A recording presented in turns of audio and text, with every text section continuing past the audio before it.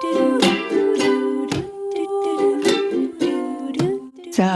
Terry, who would you like to nominate for the Uplifters podcast? Kate Milligan, One Girl Revolution. What is it about Kate? Kate needs to know more. She's a warrior. There's so many women that I know, but she was the first one that came to my heart. Welcome to the Uplifters Podcast, where every week we celebrate remarkable women who are doing big, brave things and changing their corner of the world. I'm your host, Aransas Savas, and you just heard Terry Grawl from episode 114 nominating Kate Milligan, who's an Emmy-nominated producer, writer, and the powerhouse behind One Girl Revolution. Kate started her career in DC. She spent 7 years there working in PR and media, but got frustrated with how women's authentic stories were being politicized and ignored often. And in frustration, she moved back to Detroit and became inspired by the city's motto, "There is always hope. It will rise from the ashes." I feel like every one of us needs to hear that at this exact moment over and over and over. And this whole show is really designed to create powerful proof for all of us that we can do big, brave things and that we can rise from our own ashes, whatever they might be, and have some belief in our own ability to do that because we see and hear other women who are doing that. And Kate, the way that you have channeled your media expertise into something really, I don't know, not to overuse the word, a little revolutionary, a multimedia platform dedicated to amplifying the voices of everyday women and girls who are often marginalized or forgotten, I think holds so much power for us. And as someone who feels like when I saw your story, Kate, I was like, look, there's somebody doing what I'm doing in a different corner. And what if we met and learned from each other and just see what happens? So I was really excited when Terry nominated you. Thank you so much for carving out time today to hang out with us.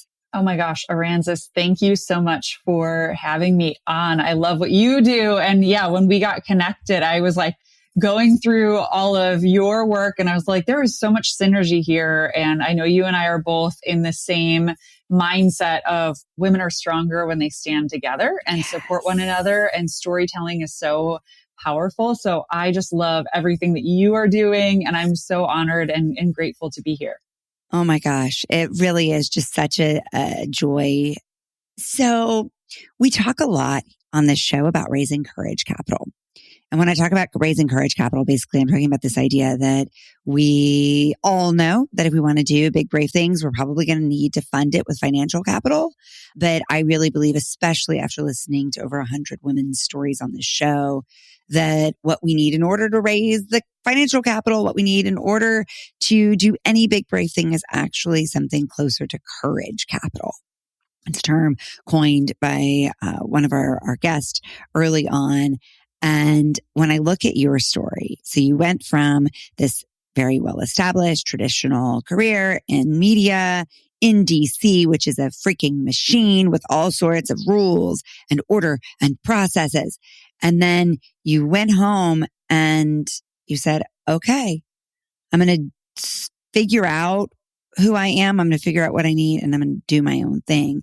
I'd love to walk through with you sort of the early days of that transition so that we can get a sense of how you indeed raise the courage capital to do big, brave things. And hopefully over the course of this conversation, find out how you're continuing to raise courage capital to do even bigger and even braver things. Yeah, that's the thing is I think that we always are. Like, I love that courage capital because life is full of many chapters, right? And I think different chapters of life, you need different levels of courage. I love that. And now I'm going to be thinking about that throughout different chapters of my own journey. But to rewind, like you said, I was living and working in Washington, D.C. for almost 7 years and was really frustrated by the fact that women's voices and their stories weren't being highlighted in the media, especially the inspiring nonprofit founders and women that I saw, not sitting around and waiting for a system, which many of the systems in the world are so broken, which we all know and experience every single day watching the news, right? There's so much frustration, but I love the stories of women who see a need in their community or see a need in the world and they're like, I'm not going to sit around and wait for one of the systems that is already broken to fix this situation. I'm going to be the solution.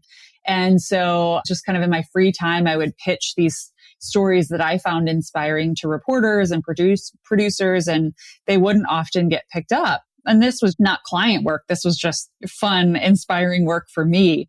And I've always kind of... You're like, somebody just needs to hear these stories. Yeah. And so like, why aren't they on the media? And so I was, getting more and more frustrated. And this would have been 2018. And this is, 7 years, it's 2011 to 2018.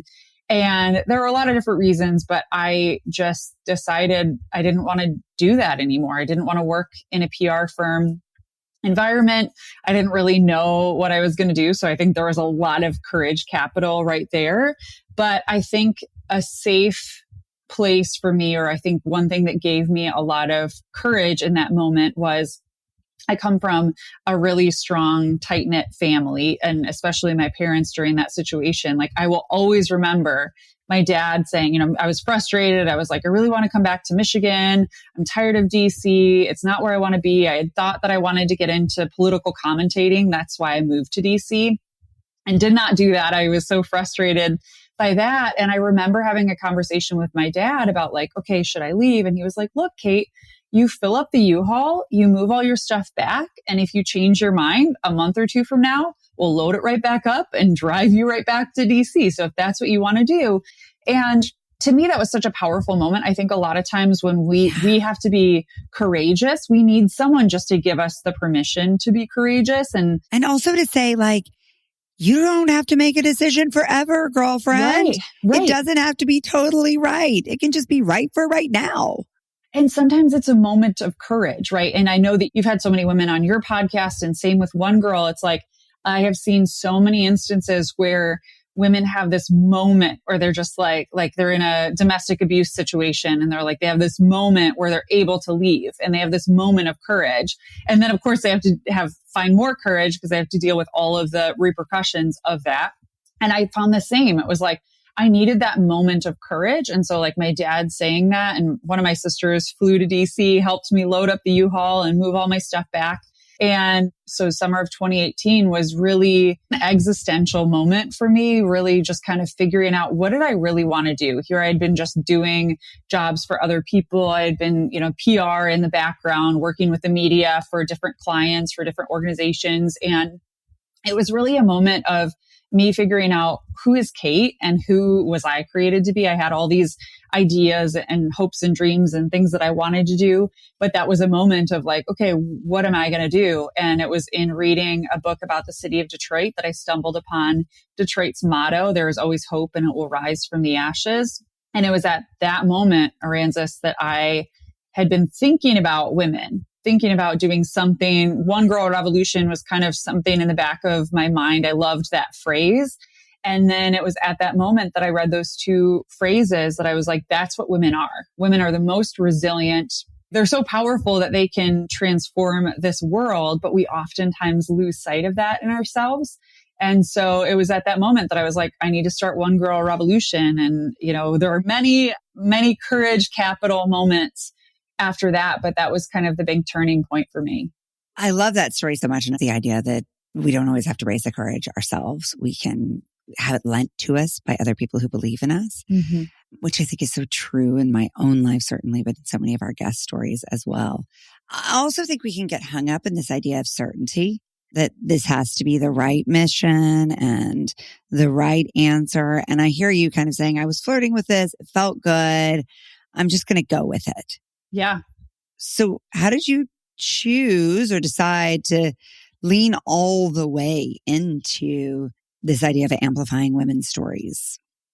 Yeah, it's so interesting that you say it in that way, that you're kind of, what you were just saying there really resonates with me, because when I first decided to start One Girl Revolution, I got all kinds of advice, which the second you start talking about your hope, your dream, a new job, a change in your life, you'll start getting a lot of people. Some is warranted, some isn't. Some is great advice, some isn't. And I came up with this kind of concept, which it's now become what it is. It's becoming what it is today. One Girl Revolution is this multimedia organization that's highlighting the stories, but also staying in touch with these women in these organizations. So that was my vision for it way back in 2018. And the advice that I got from people was, well, raise $100,000, and then do the thing. Mm-hmm. And I was like, first of all, I don't have $100,000. I don't know anybody who does have $100,000. And I think I'm just going to do it and figure it out. And there at the time, because podcasts, I feel like podcasts have also gone through so many different chapters and, are constantly growing and evolving. And even in 2018, I remember thinking like, oh, I kind of missed the boat on this. I'm a little bit late to the party. But now here we are in 2025. And I think there is a moment right now where other people are kind of thinking about podcasts. And it's like, there's always room for more. I really am a believer that there is always room. So don't feel like you missed the boat, just do the thing. And so I remember there were podcast studios that were kind of popping up different places. And I thought, well, I don't know how to do a podcast, but if I could at least find somebody that could like record it and maybe edit it for me and help me like figure out how to get it out, then that would be like an easier way to do it. I know that podcasts are a lot of work, but that would kind of simplify it for me. And around that time, I had read an article about how the majority of podcasts only do 7 episodes. So I thought, all right, let's start small, which I think is a really important thing. And even with that courage capital, right? Like, what is the one courageous step that you can take? I took 1, getting back to Detroit. Then 2 was starting One Girl Revolution, just on social media and talking about it, and then starting it as this podcast. And that was an easy step for me because I was like, all right, I'll do 10 episodes. I'll do it at this podcast studio so they can help me kind of figure out the whole system, how this works, how to record. And so that's what I did. I did 10 episodes. And I thought, even if I did 10 and walked away, that was more than the majority of podcasts. And then, as I know you've experienced, it's like the 10 podcast episodes turned into 20 because I kept finding more stories, and then 20 turned into 30. And now we're at over 260 episodes. Amazing. And every time that I start to think like, okay, is this it? Like, we can wrap things up, I stumble upon more amazing stories, and people send me stories. I know I had a guest a couple weeks ago that sent me this whole lineup of like all these interesting stories that I didn't even know existed. And I think there's such a need in this world for stories to be told, and for outlets like this, for outlets like One Girl Revolution to elevate voices, elevate stories. And really that has so much power to change the world. Just stepping out and doing the one thing. What's the small step that you can take that has the power to change the world?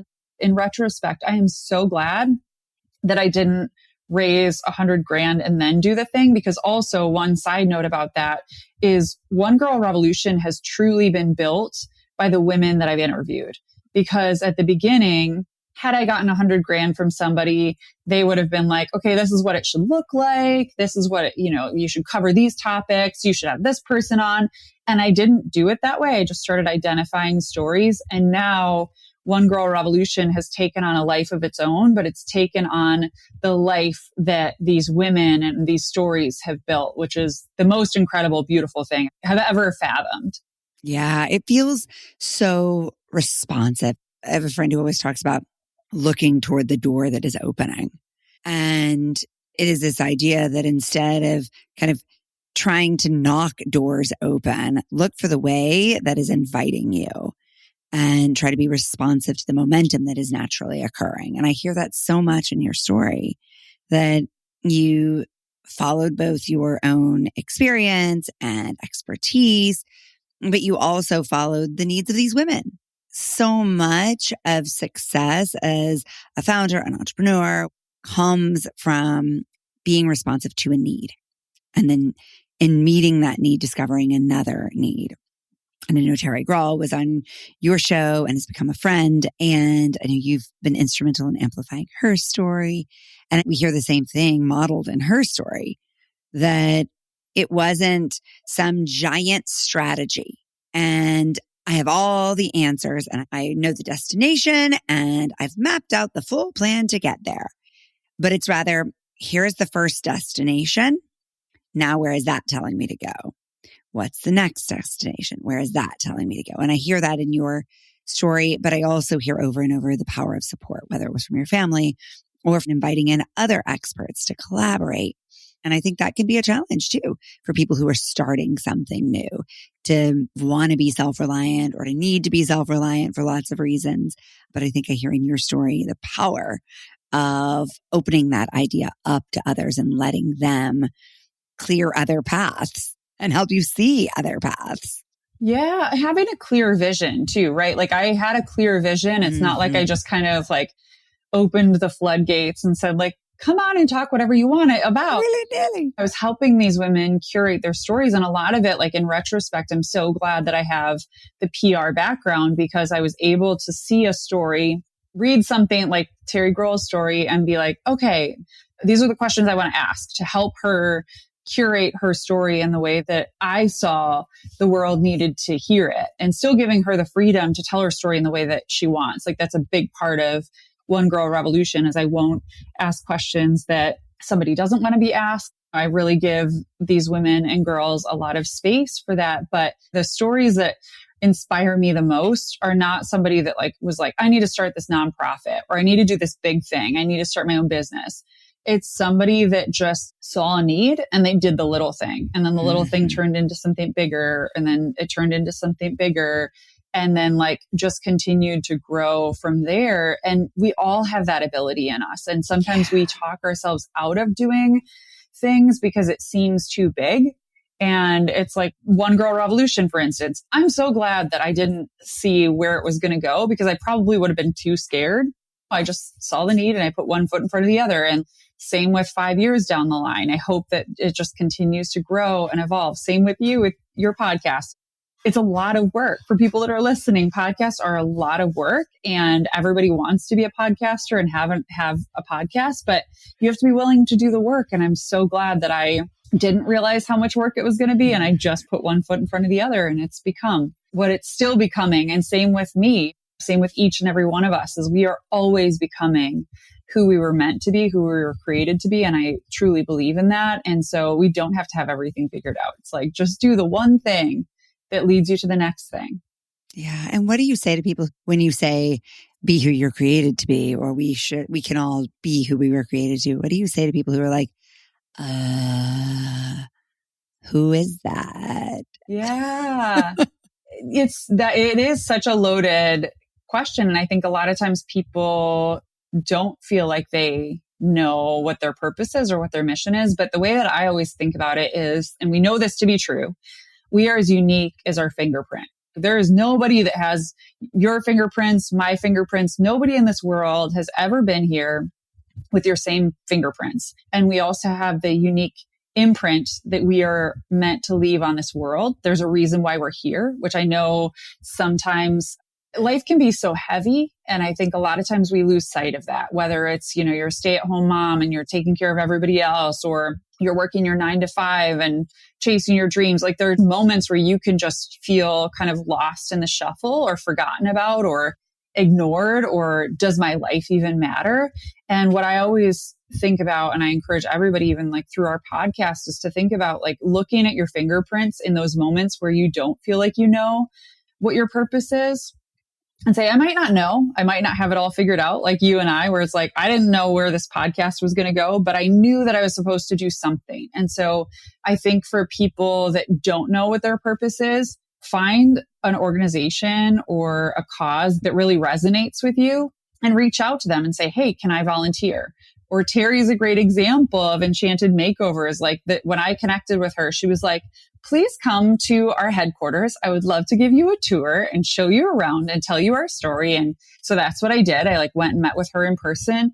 Do that. Like the moments in life where I feel like, and even for myself, where I feel like I have lost sight of who I am, who I was created to be, what my purpose is in life. The moment that I do something for someone else, even if it's just a simple, kind gesture, like I love to bake. So I love to stress bake.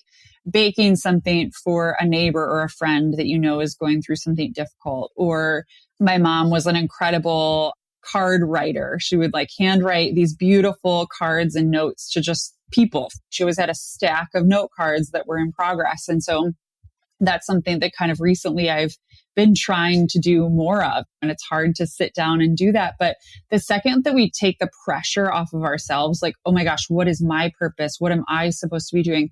The moment that we turn outward, we look outward, that's where you really, I believe, find your mission, find your purpose. So in those moments where you don't feel like you know what it is, turn your eyes outward and look for someone that you can do something kind for, or an organization you can get involved in. It's counterintuitive and yet so intuitive. It's the over-analysis that stops us in our tracks so often in life. And it's getting in there and doing and experience and being with other human beings, seeing new perspectives. I research transformation in my day job and what creates transformational experiences. And so much of that is exactly what you're saying. When I ask people what creates transformation and what makes them feel as though a transformation has occurred, is a very consistent progression. And they say that they get out of their own environment.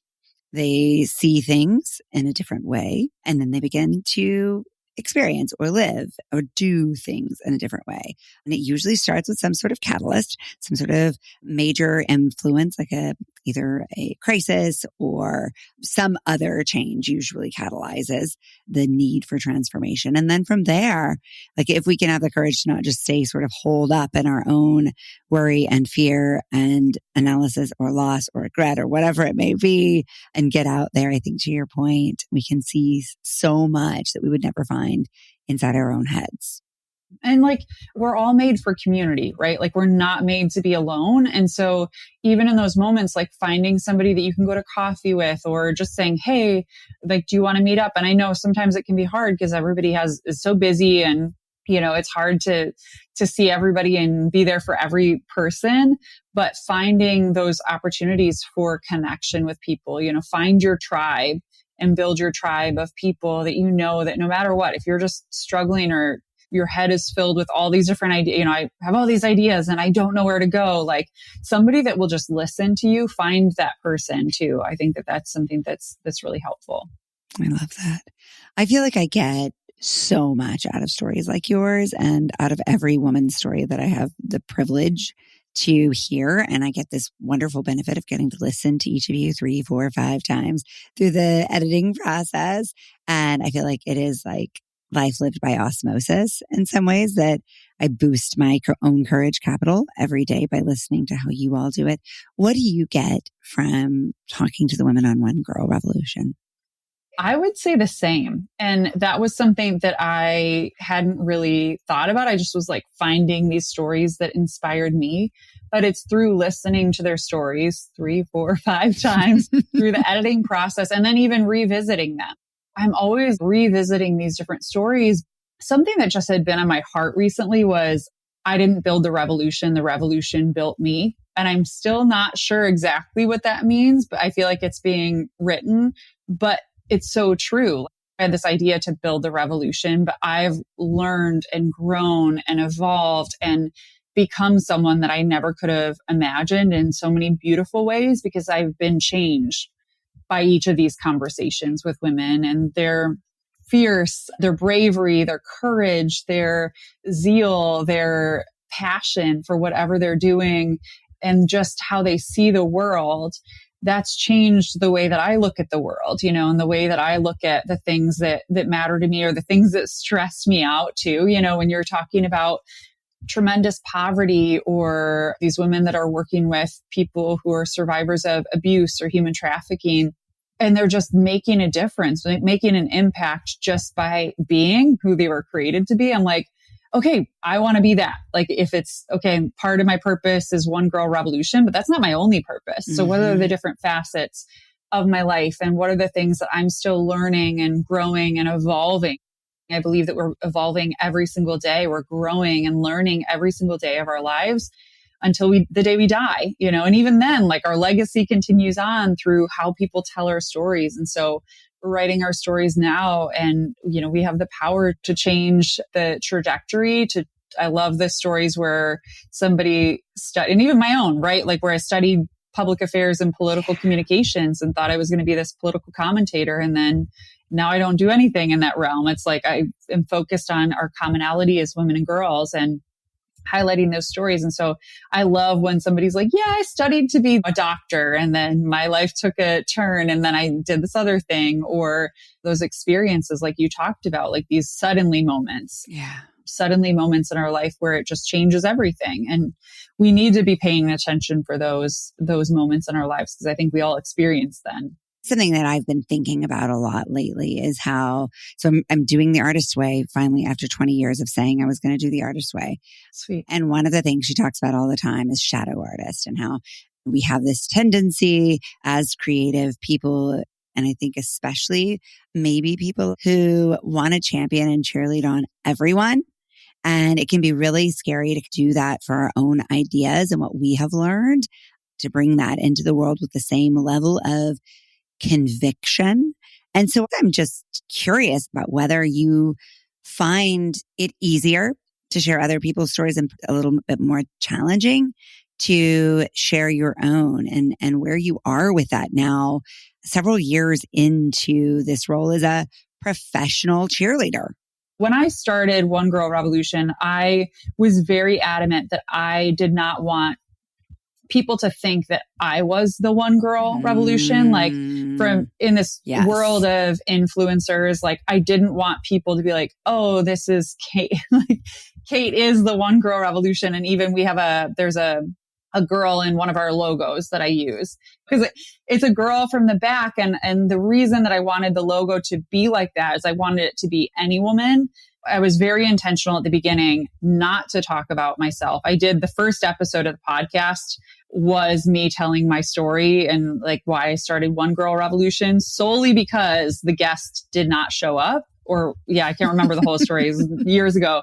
And so I was like, all right, I'm just going to wing it. I'm going to tell this story and like set the tone for what One Girl Revolution is and where we're going. But I was very intentional from the beginning that like, I don't want this to be the Kate Milligan platform. I don't want it to be all about me. And so really shining a light out onto other stories. But what I've learned in the past couple of years is it's also important for us to share our stories and for our voices to be out there, which is why I'm so grateful for opportunities like this to share my story and share about One Girl Revolution. But also, like anything, people need to know who's running the thing. And so, especially in a time with so much distrust. For sure. So I've really been intentional about not being in the front, not being in the limelight.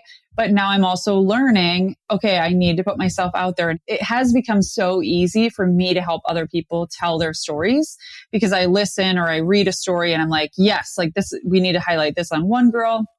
I believe that every single woman and girl is a One Girl Revolution. So just because somebody has not been on the podcast doesn't mean. Which means you are One Girl Revolution too, right? Right, right. We all are. And so that's something that I've kind of had to, like, I'm learning, okay, how do I tell my story? And even like reflecting on my own story as a child and thinking about things that led me to care so much, right? Like we all have these suddenly moments that lead us to care. And I was bullied as a little kid and became this insular little kid that I never wanted to raise my hand in class. And that's a part of my One Girl story, right? Like I care about One Girl Revolution. I care about shining a light on these stories.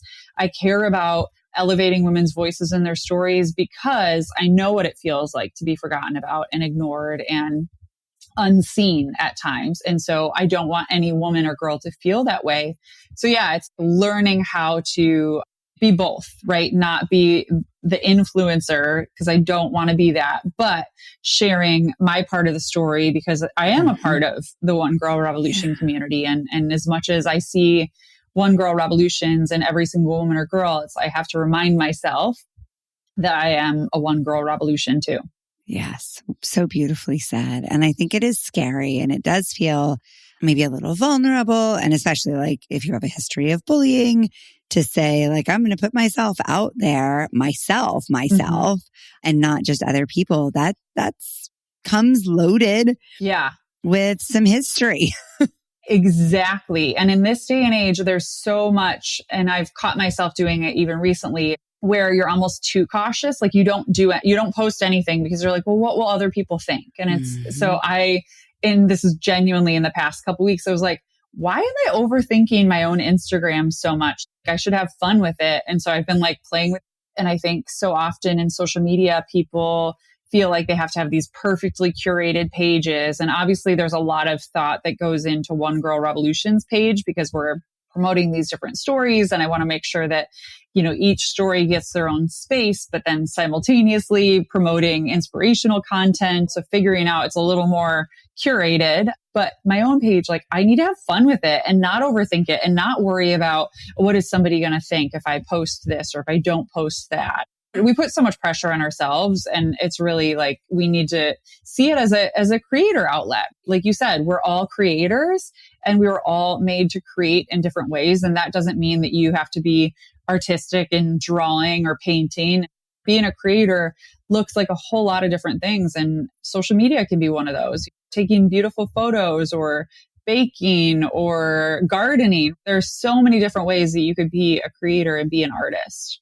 That's right. And giving ourselves the freedom to express that is one of the essential elements of life. Yes. We need to create. We need to serve. Sure. But there's something so powerful. I had a woman on the podcast a couple of months ago, and she said something that it has never left me. She's the founder of Freedom in Fashion, this nonprofit organization that works with survivors of abuse and human trafficking.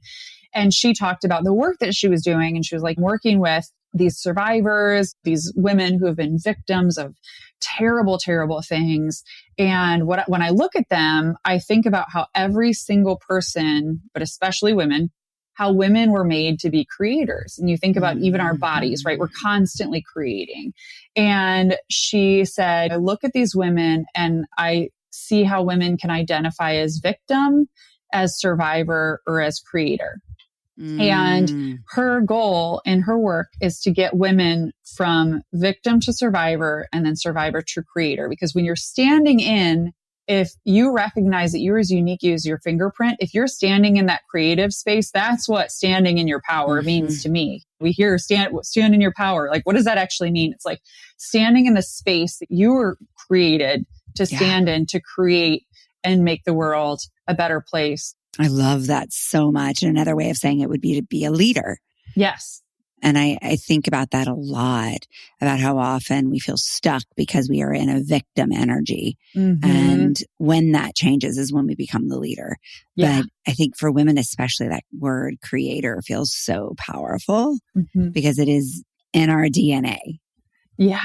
Powerful things happen when women find that space, when they find that within them. And sometimes they need to be reminded by other people. Back to my story about, my dad making that comment that gave me the courage to come back to Detroit.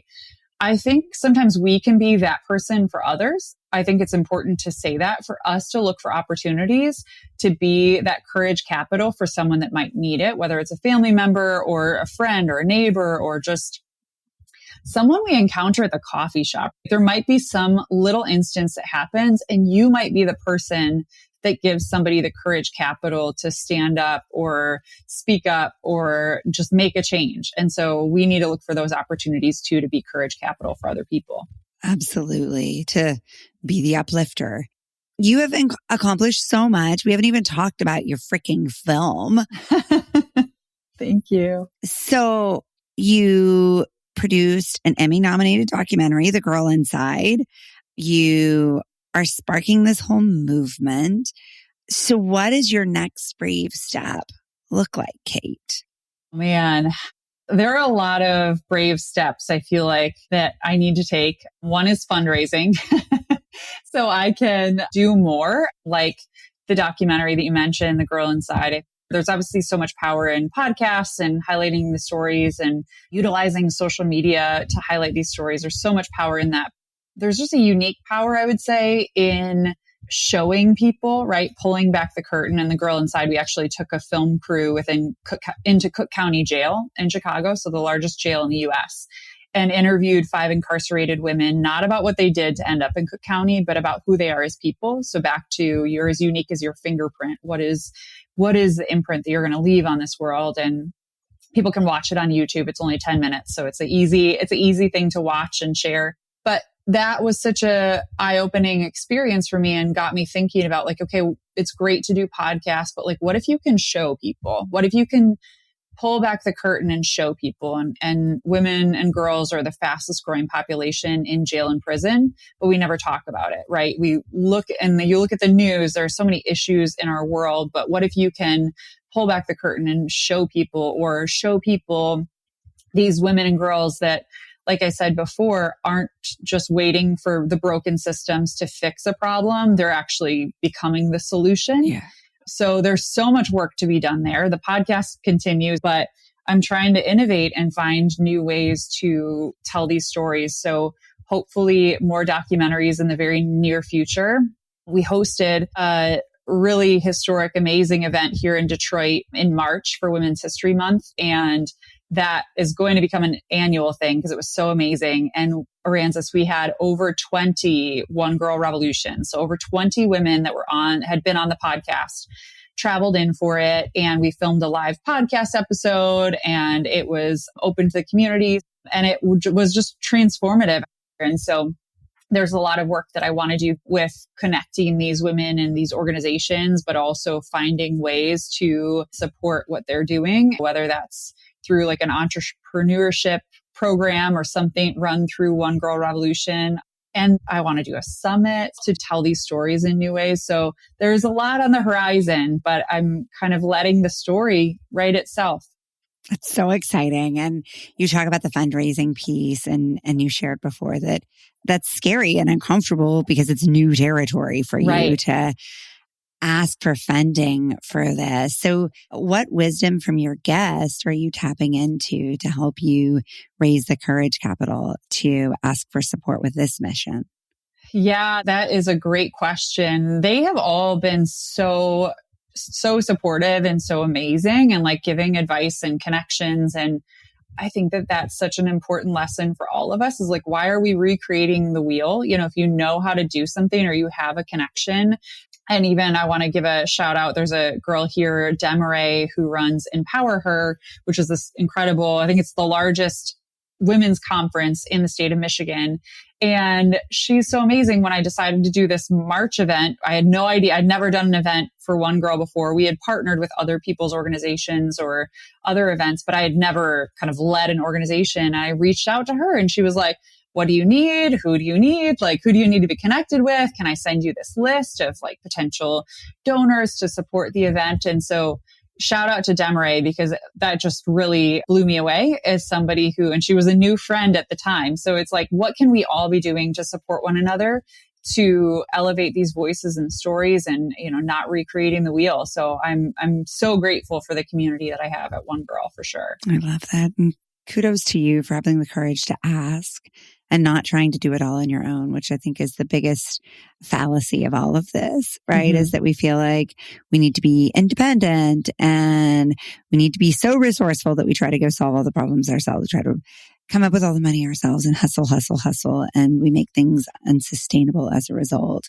Yeah. But the more people we can pull onto the platform with us, the more sustainable and more exponential these things can grow. For sure. And like knowing what your gifts and talents are is like another piece of it. And don't feel like you have to do what everybody else is doing and know what your vision is for something.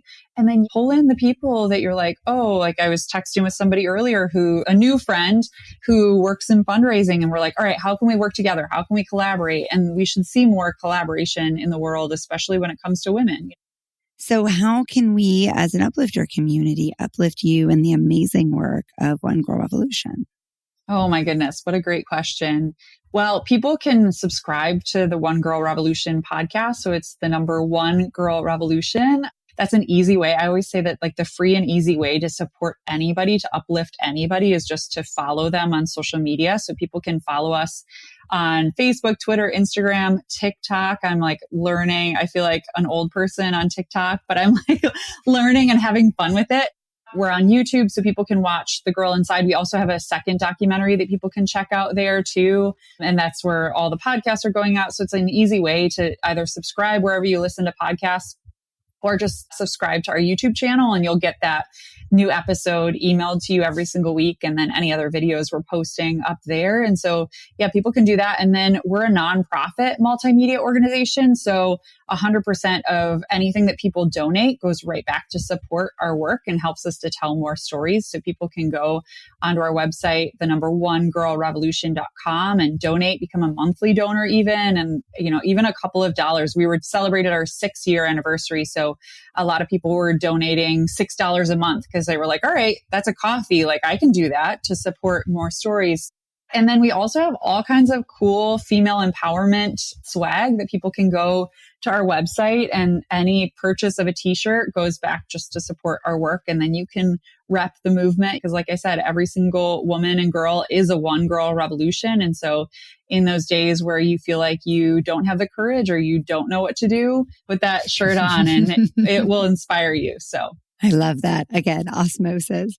And who would you like to nominate for the Uplifters, Kate? So I always joke about One Girl Revolution that I'm like a proud mom and I can't choose a favorite child. I love all of the One Girls in the same. And so I encourage everybody who's listening, go check them out because literally all 262 of them are so inspiring. So I would nominate any of them. But the one that I want to give a shout out to is my dear friend, Rachel Giordano, producer Rachel here in Michigan. She's amazing. She's a creator. She was a producer for The View. Then she was a producer for a radio show here in Detroit.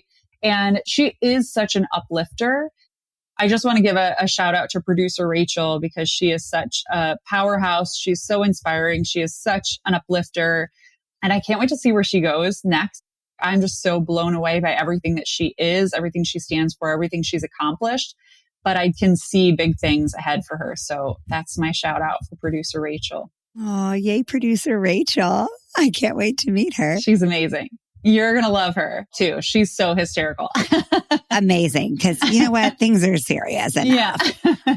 We need more funny. Yeah. It was really nice to meet you, Kate. You're amazing.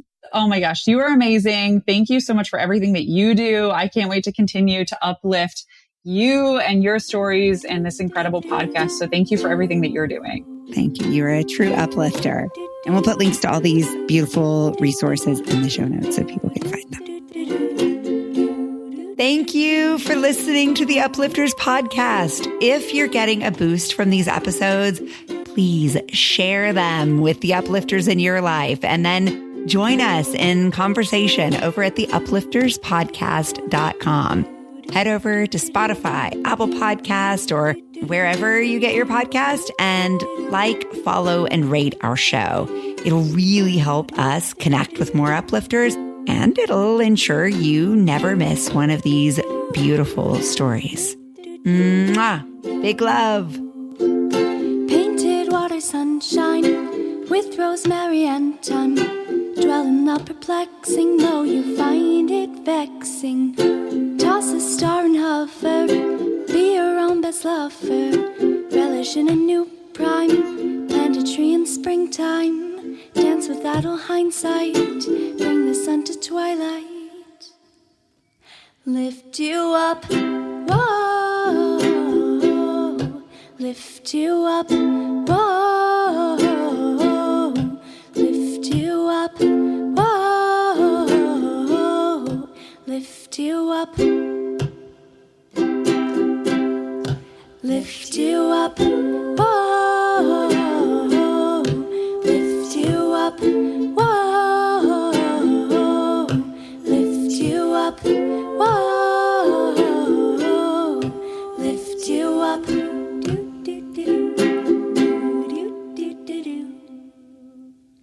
Beautiful. I cried. It's that little thing you did with your voice. Right, in the pre-chorus, right? I was like, Mommy, I had to cry stop. quietly. Mommy, stop crying. You're disturbing the peace.